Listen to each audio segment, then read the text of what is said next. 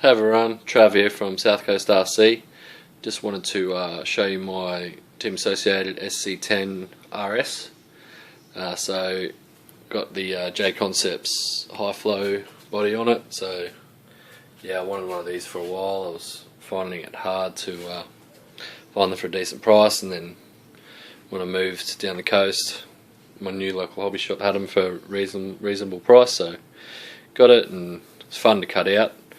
Just learned that a hobby knife is the best tool to use. It's very hard with scissors, obviously. So I've got a hobby knife actually coming, so I could finish trimming it off nicely. It's a bit, a few dags on it at the moment. So, but you know, like this body, not as scale as the monster one. So that's the one that came with it.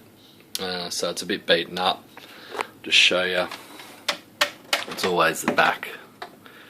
Sort of, yeah, you can see there it's cracked and that, but you know, a couple of years old. You know, a bit of air conditioning duct tape there, and I put some washers on it, stuff like that. So, but you know, so you can see they've got the replay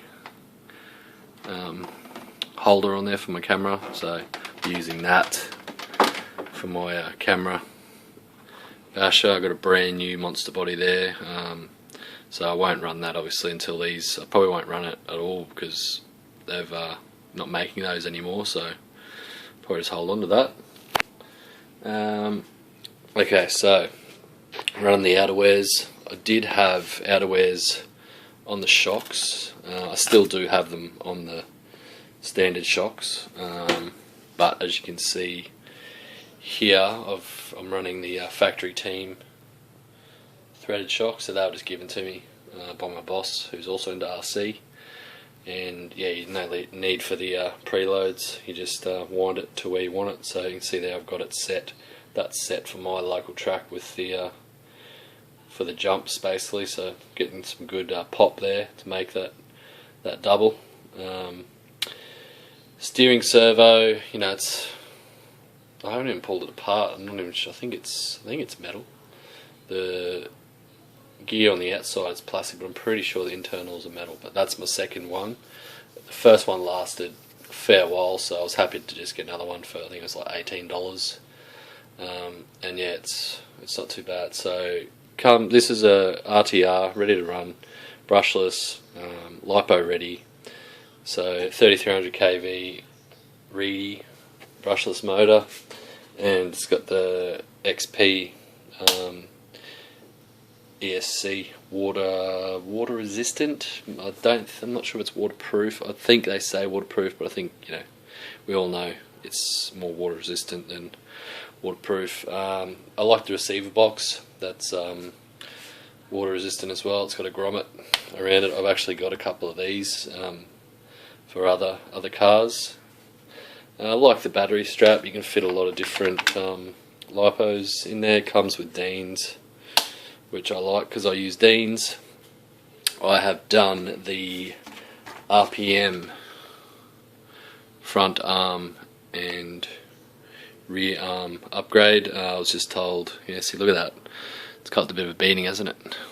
But pretty good truck. The only thing that lets it down is the diff. So the diff casing, you can see there the spider gears are metal, but the diff casing is that sort of hard plastic. So you got that, and then in the middle you got your idler gear, which is also, oh, sorry about that, a bit glary, also plastic. And then your top gear from your spur is also, I'm pretty sure it's plastic. I'll have to get back to you on that one, but yeah, I've stripped the idler gear. Just having a bash around the park and sort of thinking it was bulletproof, like a Slash, and not bulletproof.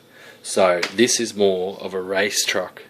So, you know, if you've got a track, a 1/10 scale off-road track, this is going to beat, you know, out of the box. If you get a Blitz, a Slash, and the sc10, the sc10, obviously with similar skill level drivers, the sc10 is gonna win stock out of the box. Obviously, with a little bit more tuning of the Slash and the Blitz, it'll beat the stock SC10, but then you bit of tuning on the SC10, and the SC10 will dominate the Blitz and Slash. But I think if you're getting a short course truck, 1/10 scale, I haven't owned one personally. I've just purchased one, but I think from what I've seen, a lot of my friends own them. A lot of people at the track use them. You cannot go past two-wheel drive Traxxas Slash. Sorry guys, yeah, this is a two-wheel drive by the way. If you didn't know that, yeah, or even if you want a four-wheel drive, I'd say go the four-wheel drive Slash. But you need to pretty much run the four-wheel drive Slash on 3S. It's a bit sluggish on 2S. So I run this on 2S. I've mucked around with different C ratings and that, and it does make a bit of an improvement. I've got some even higher C ratings, some Gens Ace that I'm keen to try out on this. This is sort of my test truck. You know, if I want to test out and see what a lipo is like, you know, because I've probably driven this the most out of all my cars. You know, I can definitely notice if I've got a punchier lipo that, you know, yeah, this is the truck I go to. So yeah, a thumbs up, probably, you know, 4 out of 5 for this truck. You know, $380 of roughly going for, you know, with the standard 2.4 gigahertz radio that Associated put out.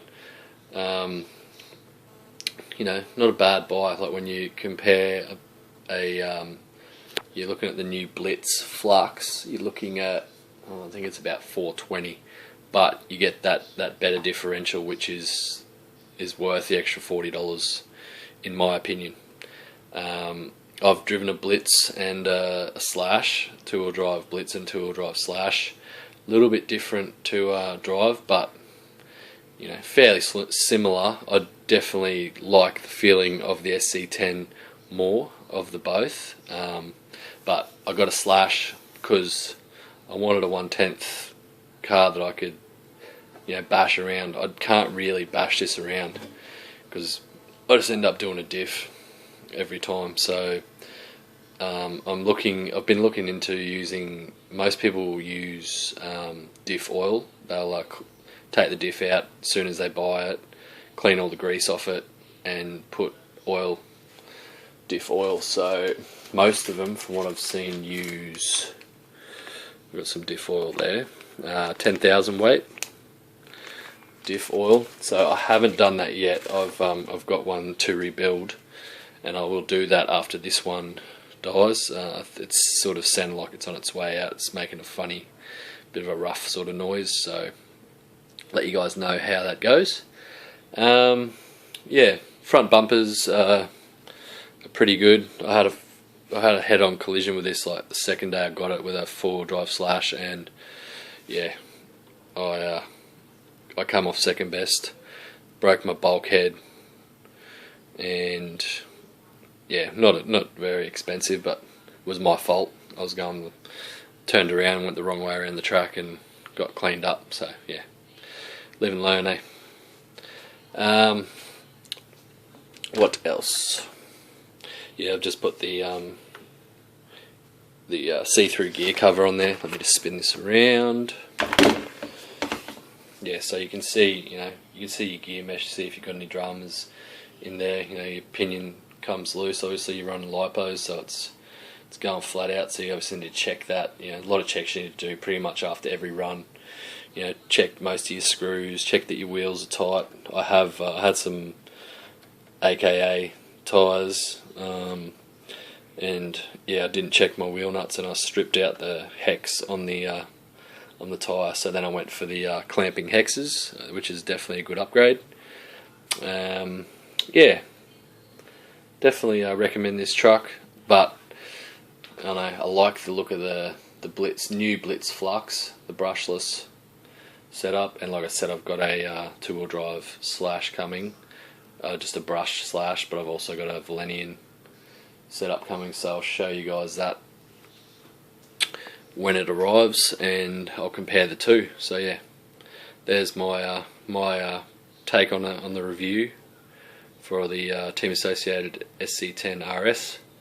So yeah, any comments, questions, Like it if you like it. If you didn't like it, thumbs down, and catch you soon.